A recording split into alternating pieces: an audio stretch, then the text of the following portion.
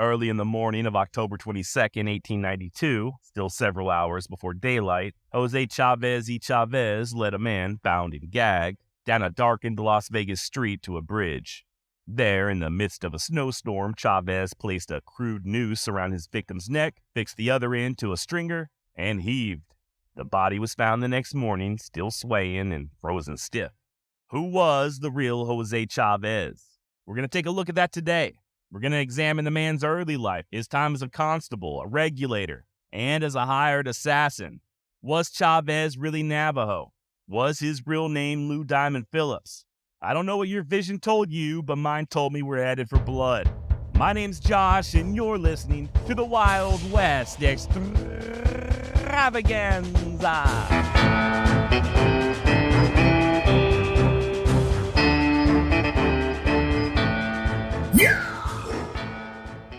Jose Chavez y Chavez was born in Valencia County, New Mexico in 1851. At least that's according to author and Billy the Kid historian Frederick Nolan. Other sources list Chavez as possibly being from Cebolleta in neighboring Cebolla County. The general consensus is that Jose's mother was a Native American, either Apache or Navajo, but contrary to the Young Guns franchise, I'm not sure how much of an influence this had on Jose's upbringing, as he does seem to mostly align or identify with his Hispanic roots. For instance, there's no evidence I could find that Chavez ever lived on a reservation or grew up among his mother's people or anything like that. Matter of fact, the real Chavez does not seem to have much in common at all with the otherwise excellent Lou Diamond Phillips portrayal. And that's not a knock on Mr. Phillips or the film's creator, John Fusco. As you'll soon hear, the Young Guns Chavez was actually a composite of a few different Lincoln County regulators. But I'm getting ahead of myself. There's no doubt that the real Chavez was a killer, through and through. Type of guy that would give Deacon Jim Miller and John Wesley Hardin both a run for their money, and definitely not somebody you would want on your bad side. He didn't start out that way, though, at least not on paper. By the age of 18, Chavez had drifted south into Lincoln County, settling down in San Patricio, where he would get married in January of 1871. Skip ahead a few years, and by 1874, the then 23-year-old Jose was elected as a constable there in San Patricio, as well as a justice of the peace. And he would continue to serve the public in some capacity all the way up to and during the Lincoln County War.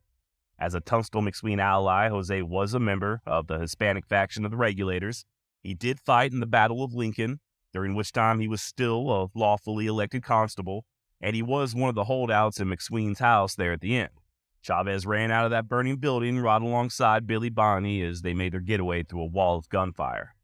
Likewise, Chavez was still riding with the kid less than a month later when they struck the Mescalero agency and killed Morris Bernstein.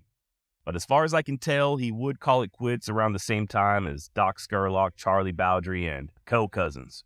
Unlike many of those others, however, Chavez did not leave the territory. In May of 1879, both he and Billy would testify against Colonel Dudley for his involvement in the death of Alex McSween, and Chavez would join a militia known as the Lincoln County Rifles, or the Lincoln County Mounted Rifles. Now, this bunch, from what I understand, was given the job of hunting down some of the worst offenders on both sides of the recent trouble. Their leader was Juan B. Patron, who I briefly mentioned last episode. I did find a roster of the Lincoln County Rifles, with Jose Chavez y Chavez listed, along with his salary.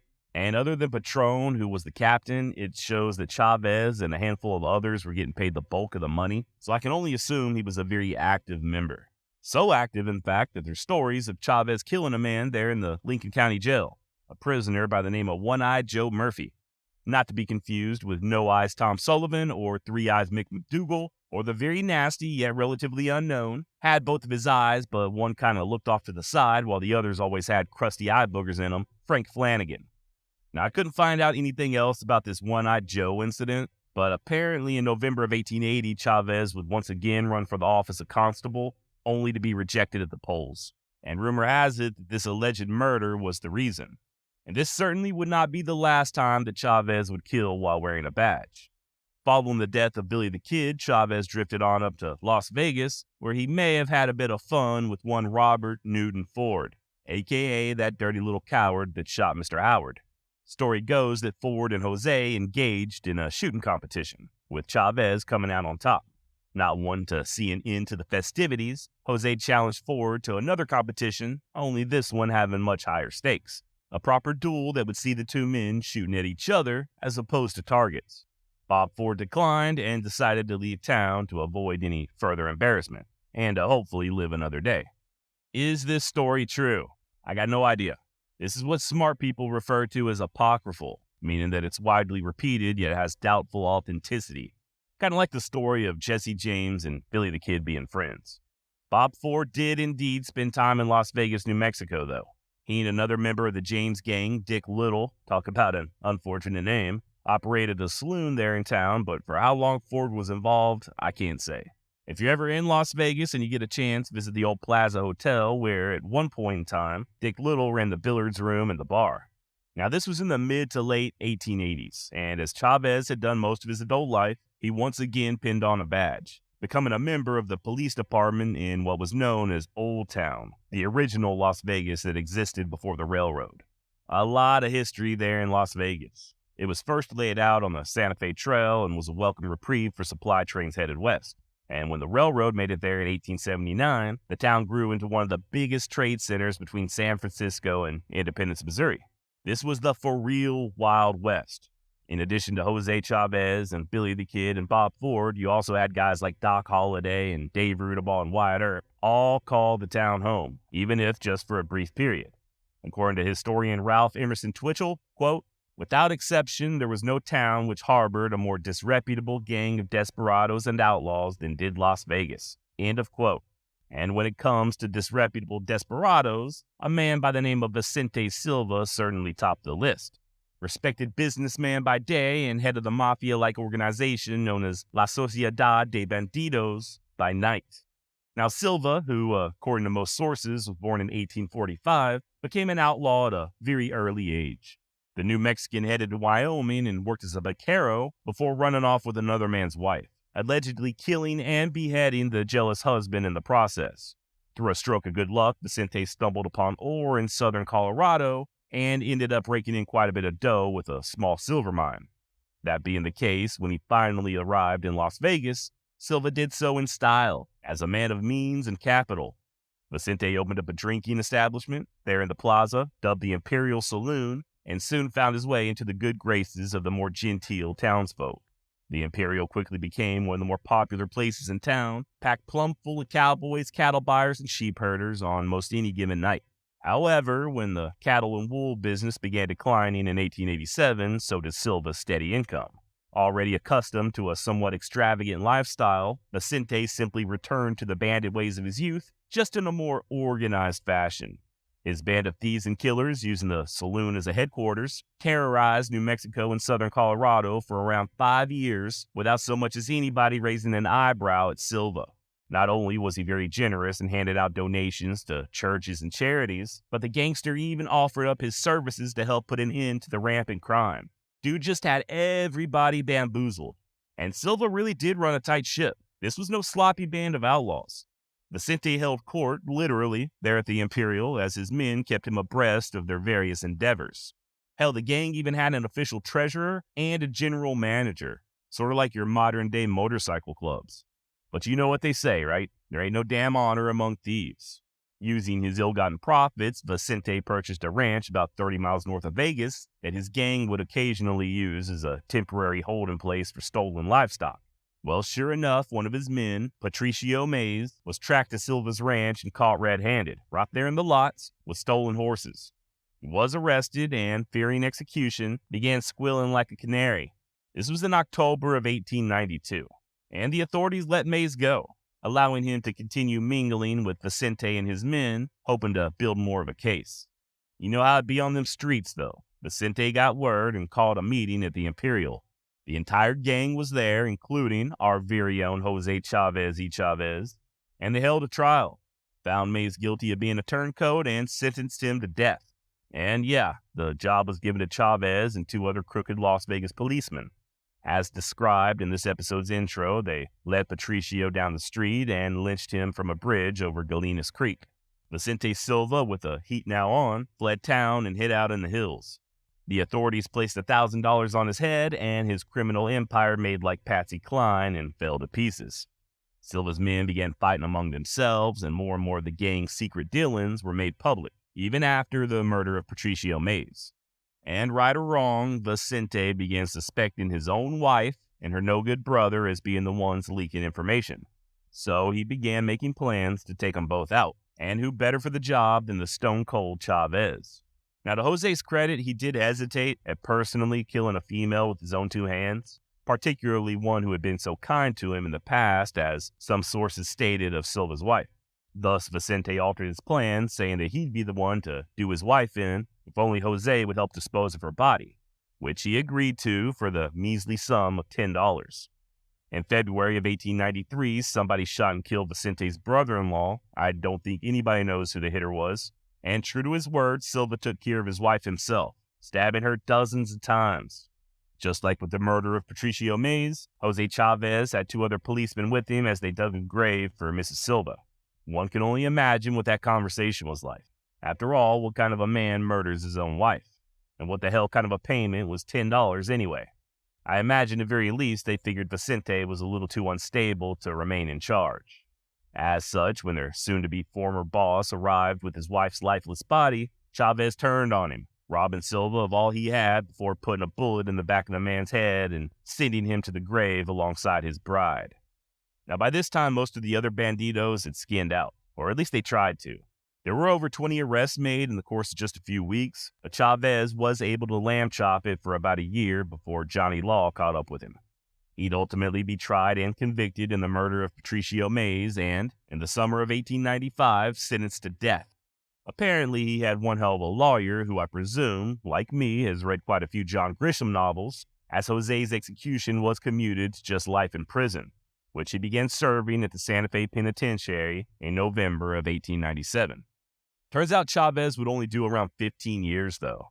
After rendering aid to a prison guard during a riot, the old bandit would receive a pardon from then-Governor George Curry and walk out a free man on February 1st, 1909. Then 58-year-old Chavez settled down in Santa Fe, and it's there where he spent the rest of his life, passing away in bed in 1924 at the age of 72. Worth mentioning that Chavez, in his old age, would claim that it was he who killed Sheriff Brady, and he would even brag about murdering the famous Albert Jennings Fountain and his son, who I mentioned on the previous episode. Now, I don't think either of these claims hold much water, especially seeing as how Jose was in custody at the time of Fountain's death. But I think the point still stands. Chavez could have killed Fountain, and he could have killed his 8-year-old boy, and then gone home and slept like a baby. A very large, brooding, scary as hell, cold-blooded baby. I wasn't 100% able to verify this, but I believe Jose now rests at the fittingly named Our Lady of Sorrow Cemetery in Milagro, New Mexico. And that's about all I've got on Jose Chavez y Chavez. Now, if you'll indulge me, just like we did last week, I would like to discuss the fate of some of the other Lincoln County regulators. Even some of the lesser-known guys like John Middleton. You may recall him as being the one who caught a round in the chest from Buckshot Roberts during that gunfight at Blazer's Mill. Middleton would initially survive this wound, only to pass away a few years later from smallpox. Maybe. You know how it goes. Not a lot of information and blah, blah, blah, blah. There is another John Middleton who was cousins with Belle Starr, and sometimes they get mixed up, but it does not appear they are the same person. Found another theory stating that Middleton had drowned in a river, but as there is a newspaper article reporting on the outlaw's death from smallpox, as well as a written deathbed confession, I am going to go ahead and state that it was the pox that did him in. By the way, his real name was Jesse Ward Dancer. Whichever way it shook out, I think it's safe to say that this particular regulator would not live to see old age. And neither would his brother-in-arms, Ab Saunders. Ab was pretty badly wounded as well, in his leg, during the same ambush that saw Frank McNabb killed. And although Saunders would somewhat recover and move to Colorado with the Coe cousins, that leg wound of his just kept dogging him. So much so that he would make a trip all the way to San Francisco seeking medical attention, but sadly die while on the operating table in February of 1883, at just 31 years of age. Eugenio Salazar was much more fortunate. Despite being shot twice during the Battle of Lincoln, Salazar would live all the way to 1936. Now, in the Billy the Kid series, I mentioned that Eugenio was just 15 years old during that battle. but that may not be accurate. If I'm not mistaken, his descendants claim he was born in 1858, which would have made him even older than Billy Bonney at the time. As far as I know, Salazar kept his nose clean following the kid's death, farming in Lincoln County and raising a family. His original headstone still stands, upon which is inscribed the words, "Pal of Billy the Kid." Earlier, I alluded to Lou Diamond Phillips' portrayal of Jose Chavez as being a sort of a composite of several different people, one of whom, according to franchise creator John Fusco, was former Lincoln County regulator and Native American Fred Waite, who you would already know about if you subscribe to my newsletter. Hint, hint. Link in the show notes to the article I published on Waite back in early March. Now, Fred was a pretty interesting candidate for the Hoot Owl Trail, and even more educated than Doc Scurlock. The mixed-race son of a farmer and Chickasaw mother attended school at the Illinois Industrial University before pursuing his education further in St. Louis, where he graduated from the Mound City Commercial College in 1874. But adventure was a calling. In 1875, Waite, then around 22 years of age, decided to head west and try his hand at being a cowboy. Originally bound for Colorado, Fred instead found himself in New Mexico working for the legendary John Chisholm, just like everybody else. And it really does seem like everybody worked for John Chisholm, right? There's a good reason for that. His ranching empire was massive, kind of like my penis. They didn't call him the cattle king of New Mexico for nothing. By late 1877, however, Fred secured a job with a Lincoln County newcomer by the name of John Tunstall, and, well, I don't have to tell you how that turned out. But I'm going to anyway. Following Tunstall's murder in February of 1878, Waite would join Billy and the others in a quest for vengeance and consequently become a very active participant in the Lincoln County War. Thankfully, the young outlaw saw the writing on the wall, as well as his name printed on a murder indictment, and wisely chose to leave New Mexico.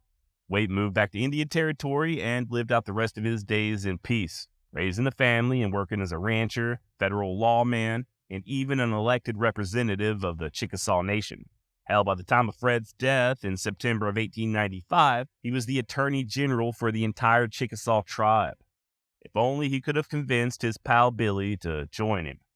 Remember Robert Widenmann, employee of John Tunstall and Deputy U.S. Marshal? Yeah, me neither. This poor bastard, just from what little I've read about him, he does not appear to be very popular. Described by Robert Utley as a pompous blusterer and a busybody, nevertheless, Widenmann was a friend of John Tunstall. He was present when the Englishman was murdered, and he was a Lincoln County regulator. Widenmann would testify against Jesse Evans in 1878, and then, just like Fred Waite, promptly get the hell out of New Mexico altogether. Rob spent some time in London, England, paying his respects to the Tunstall family before moving to New York and getting involved in politics. Ugh. Widenmann died there in the Empire State in 1930 at the grand old age of 78. Next up, we got Henry Newton Brown. This is a good one. If I had any sense at all, I'd turn Brown's story into its very own episode. Too bad I'm ignorant. An orphan from Missouri, Henry punched cattle prior to the Lincoln County War, worked for John Tunstall, and was an active participant in the hostilities. Just like Fred Waite, Brown helped murder Sheriff Brady, and he was present for the gunfight at Blazer's Mill. However, when what was left of the regulators trailed all them stolen horses over to the Texas Panhandle, Brown decided to stay behind and make Tascosa his home. He would even become a lawman there, albeit temporarily. Evidently, Henry had a bit of a temper, and he kept getting into fistfights with the townsfolk. As such, he found himself quickly out of a job. He then drifted up through Indian Territory before finally, in 1882, landing another job in law enforcement, this time as the Marshal of Caldwell, Kansas. Now, Caldwell was a rough town, but Henry and another outlaw turned lawman, Ben Wheeler, made quick work of it. Brown did such a bang-up job that the grateful citizens gifted him with a fancy engraved Winchester rifle, one which he put to use about a year later when he dispatched a feisty gambler by the name of Newt Broyce. Everything was going hunky-dory. Brown even got married to a nice young lady, one with a college education no less, and was lauded by many as one of the most effective lawmen they had ever seen. But I reckon old habits die hard, and sometimes that easy money is just a little too tempting. In the spring of 1884, Henry Newton Brown and Ben Wheeler left Caldwell saying they was headed to the territory to track down a wanted killer. Truth was, they were just trotting on up to the town of Medicine Lodge, some 70 miles to the northwest, to rob the damn bank. And it was a total and complete shit show. 2 bank employees got killed, and the 2 lawmen, with another couple of outlaw accomplices they picked up along the way, fled town under a hell of gunfire, completely empty-handed. They weren't able to even steal 1 damn red cent, and they left 2 dead people in their wake. Brown and company were pursued and arrested just a few miles outside of town. Once back in Medicine Lodge and behind bars, Henry penned what I imagine was a very awkward to write letter to his young bride. Darling wife, I am in jail here. 4 of us tried to rob the bank, and 1 man shot one of the men in the bank. I want you to come see me as soon as you can. I will send you all of my things, and you can sell them, but keep the Winchester. It is hard for me to write this letter, but it was all for you, my sweet wife, and for the love that I have for you. Do not go back on me. If you do, it will kill me. Be true to me as long as you live, and come to see me if you think enough of me. My love is just the same as it always was. Oh, how I did hate to leave you last Sunday evening, but I did not think this would happen. I thought we could take the money and not have any trouble with it, but a man's fondest hopes are sometimes broken with trouble. We would not have been arrested, but one of our horses gave out and we could not leave the man behind. I do not know what to write. You're the best you can with everything. I want you to send me some clothes, sell all the things you don't need, and have your picture taken and sent to me. If a mob does not kill us, we'll come out all right after a while. Maud, I did not shoot anyone, and I didn't want the others to kill anyone. But they did, and that's about all there is to it. Now, my darling wife, goodbye. Signed, H.N. Brown. And Henry may have fibbed there a little, as he is named by many sources as the one who actually killed the bank president, Wiley Payne. What's more, Brown weren't no tenderfoot. He had spent plenty of time in rough territory, and he knew full well that his mention of a mob weren't just idle talk. Sure as shit they were coming as soon as the sun went down. And you bet your ass that when they did, the prisoners were ready. They had all shimmied out of their shackles, more or less, and as the vigilantes busted in, they made a run for it. It was all for naught, though. As Henry Newton Brown was making his getaway at just 27 years of age, he received both barrels from a shotgun at damn near point-blank range. Wheeler likewise was cut down, but lived long enough to be summarily hung from a nearby elm tree that very night, along with them other 2. And as it turned out, Henry's darling wife does not appear to have remembered him fondly. She moved to Indiana, remarried, and years later, when she wrote her biography, barely mentions her first husband, writing simply, quote, Mr. Brown passed away many years ago, end quote. So there you go on Henry Newton Brown.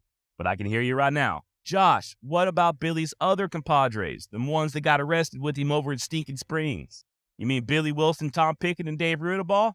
Well, okay, we'll get to them in just a moment, but first, let me ask you a question. You ever find yourself wondering about the quote-unquote rude parts of history? Oh, I think you do. And I think you know what I mean by rude. The Dirty Sexy History Podcast is here to help. Historian Jessica Kell answers all of your burning questions about historical sex, drugs, pornography, birth control, and tons more through true narrative stories and interviews with the most exciting historians around. Whether you're curious as to when condoms were invented, 18th century pornography, or just the spread of syphilis, Jessica has you covered. Skip to the best parts of history with Jessica Kell and the Dirty Sexy History Podcast. Link in the show notes. And seriously, I've been listening, and Jessica and her guests cover a lot of very intriguing stuff. Even the non-sex related topics like gunpowder and toothpaste and the secret ingredients to Coca-Cola. That's Dirty Sexy History, wherever you listen to podcasts. All right, this episode of the Wild West Extravaganza is also brought to you by Welcome Back. Now, I'm not going to rehash Dave Rudabaugh's story, as I have an entire episode on him, link in the show notes. But long story short, Rudabaugh was sentenced to hang for the murder of Las Vegas deputy Lino Valdez. And just like everybody else in the Old West, Dave Rudabaugh escaped. How shitty were the jails back in those days? Good Lord. I think there was almost an expectation that if you got arrested, no big deal, you could just easily escape. The most commonly accepted story is that Dave fled to Old Mexico, where in February of 1886, he was shot and beheaded. Once again, check out that episode I did on Dave Rudabaugh for all the juicy details. This guy really was like the Forrest Gump of the Old West. He was just involved with everything. But what about Tom Pickett and Billy Wilson? Following their arrest at Stinking Springs, Pickett was released on bail and disappeared into the wind. Wilson would stick around long enough to receive a prison sentence, but would escape after just doing about a year.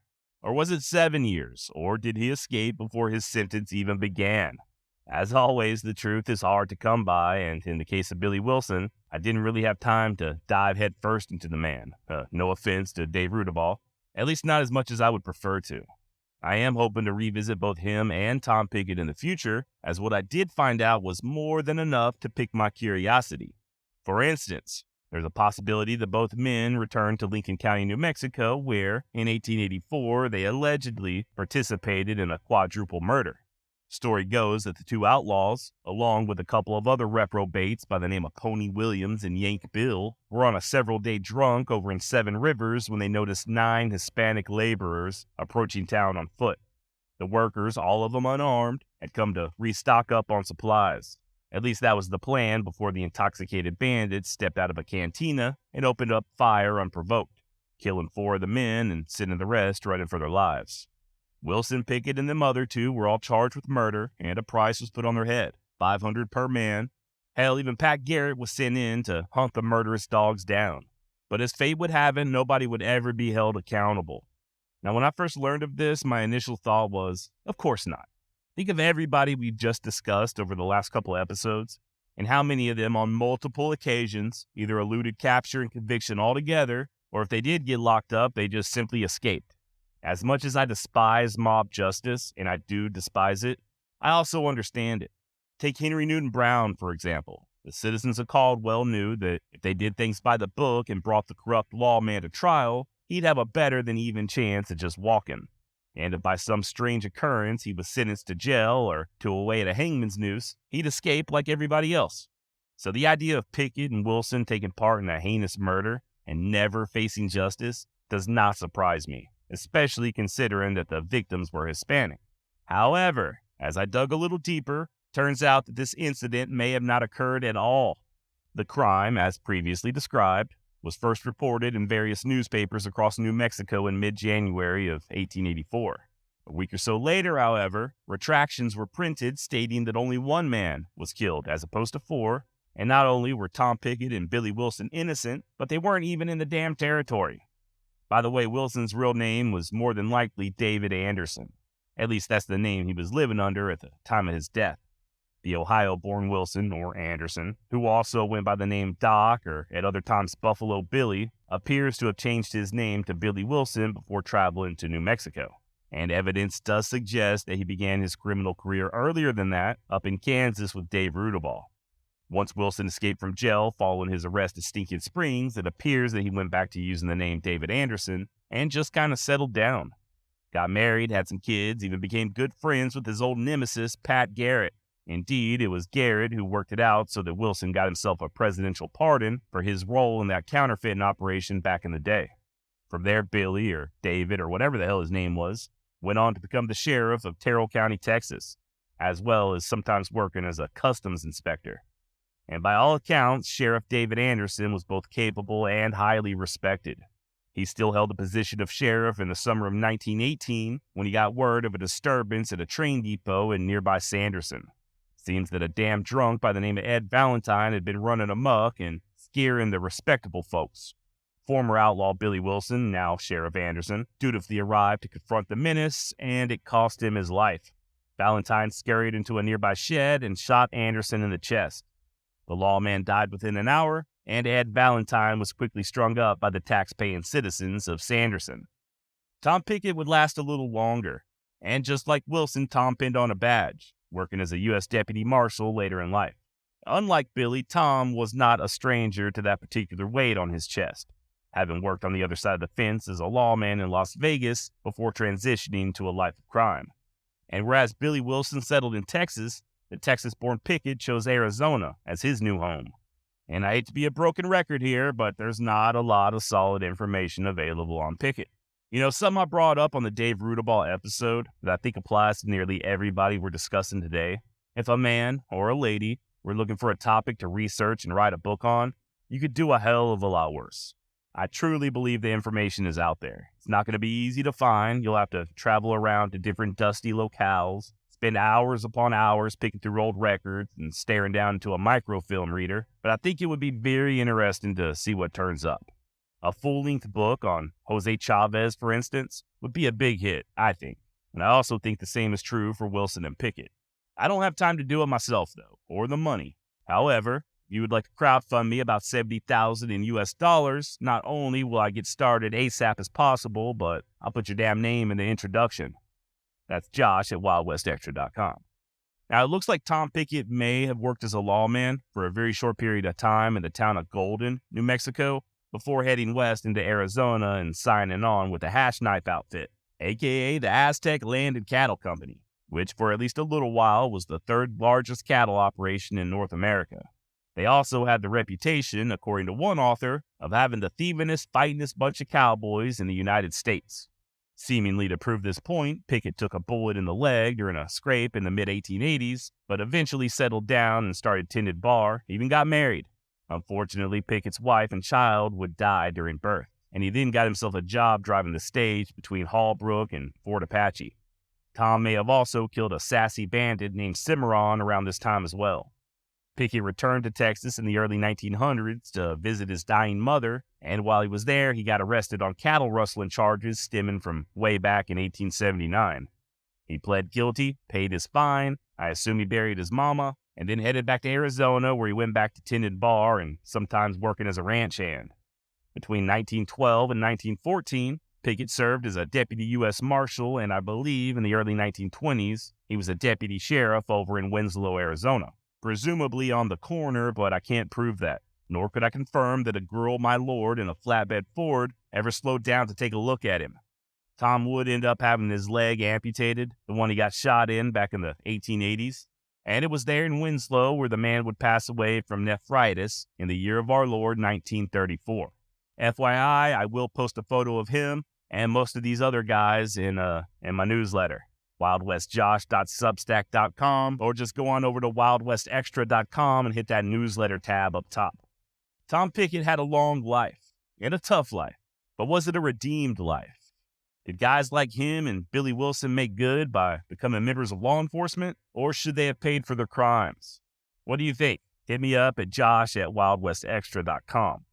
Big Jim French, another Lincoln County regulator who took part in the murder of Sheriff Brady and the gunfight at Blazers Mill. He was also stuck in the burning McSween house with Billy the Kid during the Battle of Lincoln. And nobody knows a damn thing about him. We don't know where he came from or what happened to him after the war. He was possibly killed shortly thereafter in 1879, or he lived until the 1920s when, according to George Coe, he was shot and killed in Oklahoma.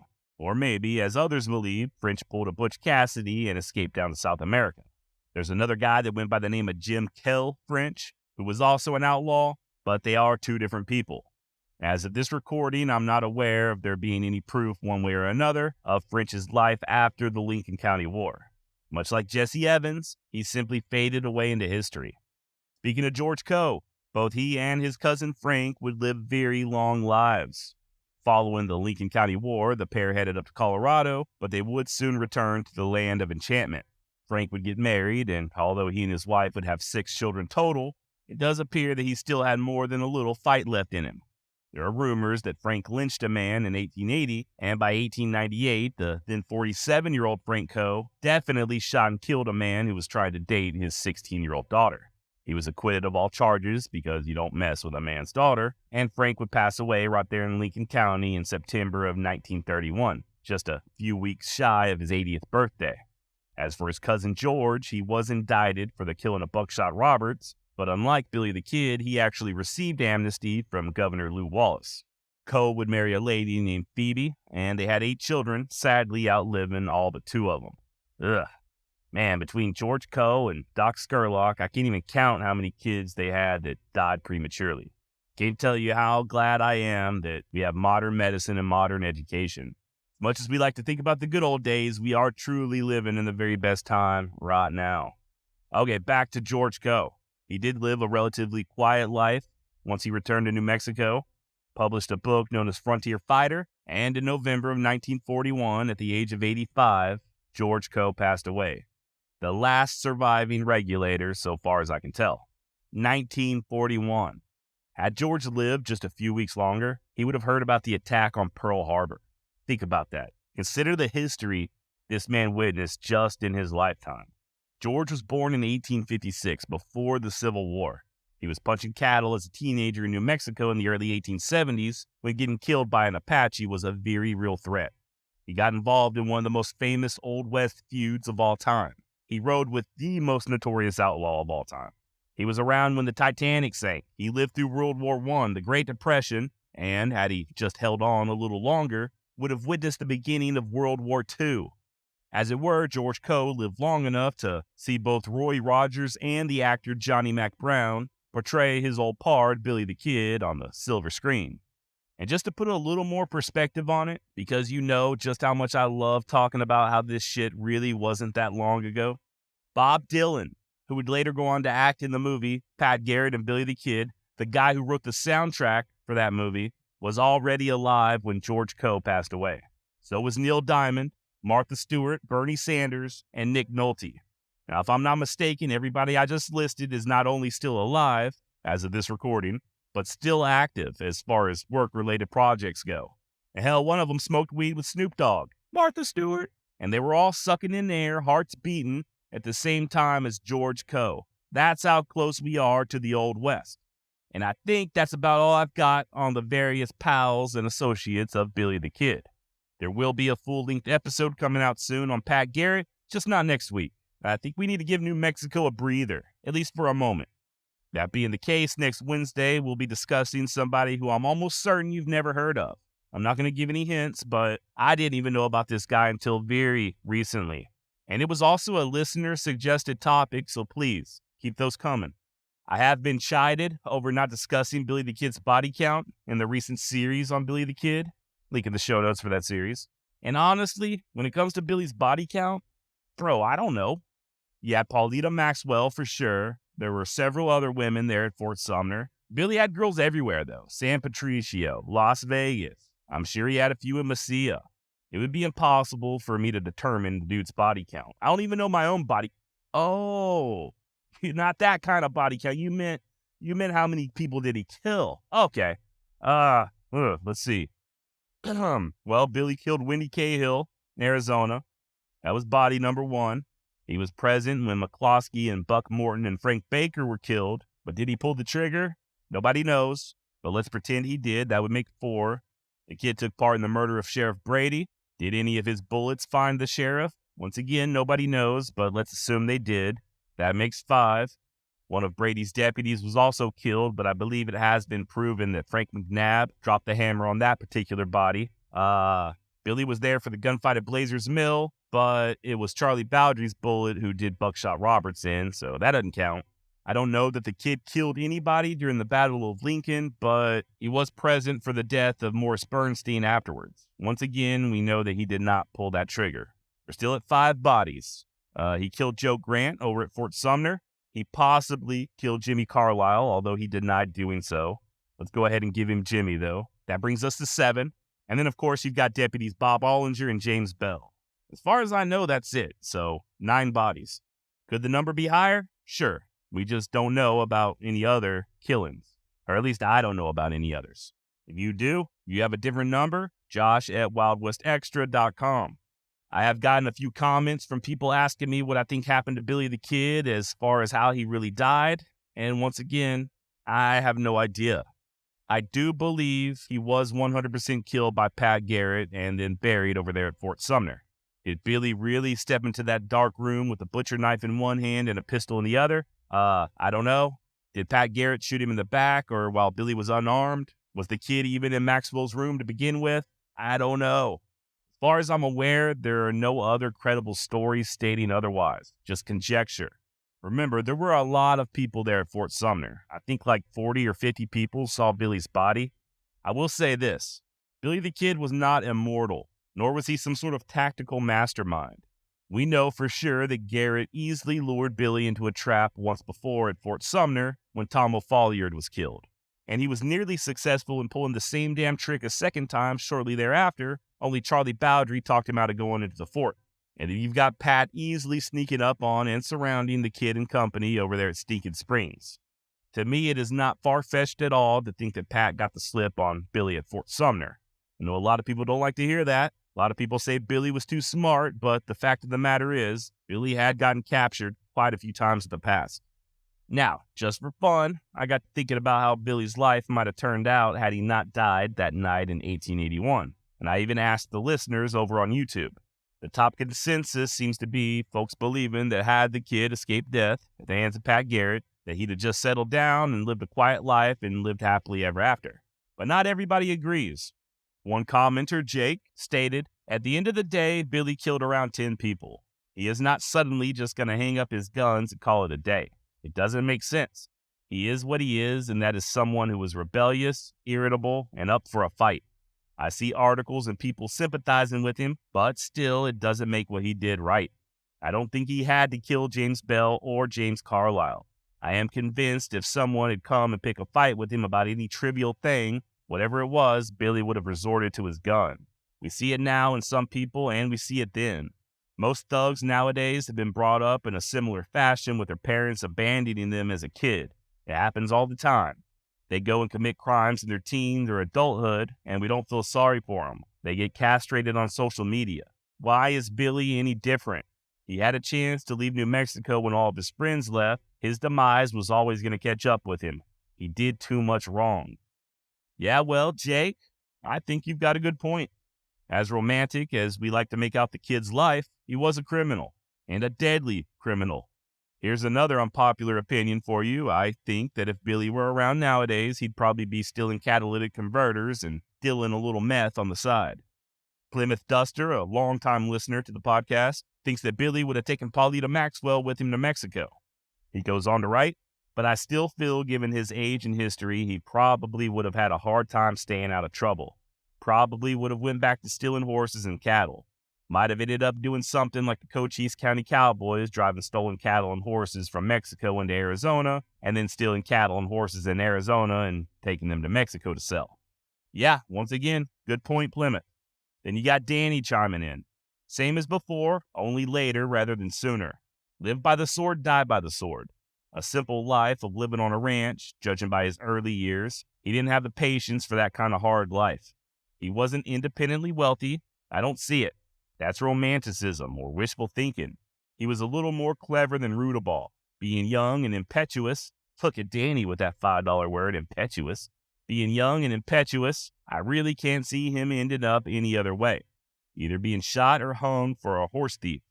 Danny, when you're right, you're right."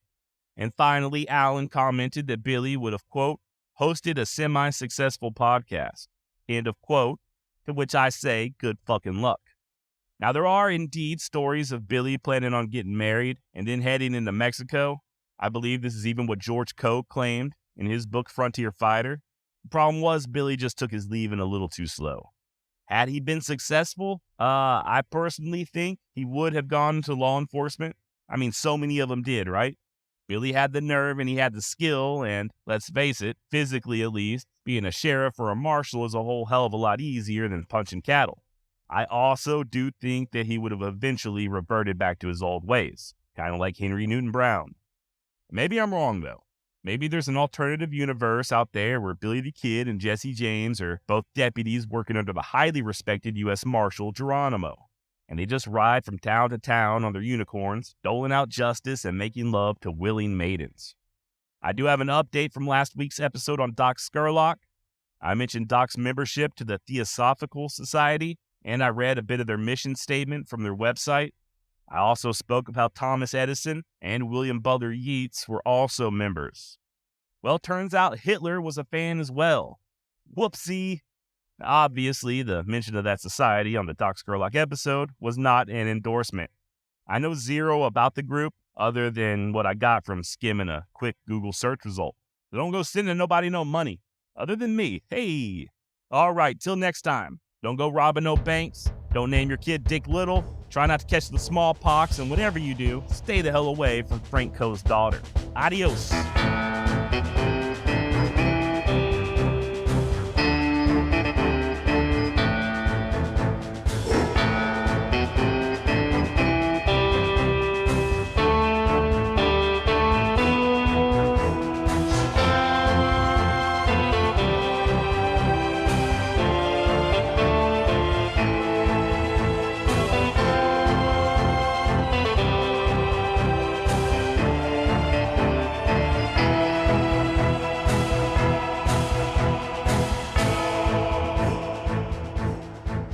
Martha Stewart.